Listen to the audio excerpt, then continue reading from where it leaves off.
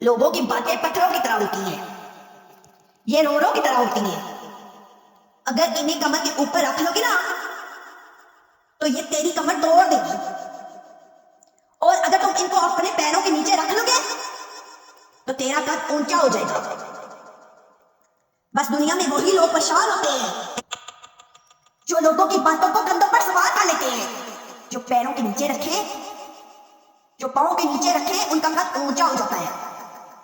وہ پرانے زمانے میں نا عارف رومی رحمت علیہ السلام فرماتے ہیں، ایک بیل گائے گر گئی تھی کنویں کے اندر. اب وہ لوگ اس کو نکال تو نہیں سکتے تھے، تو انہوں نے اس طرح کیا کہ مٹی ڈالنا شروع کر دی کہ اب بدبو آئی، پریشانی ہوگی تو اس کو بند کر دیتے ہیں. اندر ہی کنویں کو کنواں نئی جگہ پہ کھود لیتے. انہوں نے جب اس کے اندر مٹی ڈالی تو وہ گائے جو تھی وہ مٹی جھاڑ دی، مٹی کے اوپر آ گئی. انہوں نے پھر مٹی ڈالی تو وہ تھوڑی اور اوپر آ گئی، اور مٹی ڈالتے گئے اور مٹی ڈالتے گئے، اور گائے وہاں سے کنویں سے باہر آ گئی. لوگوں نے دفن کرنا چاہا، وہ باہر نکل آئی.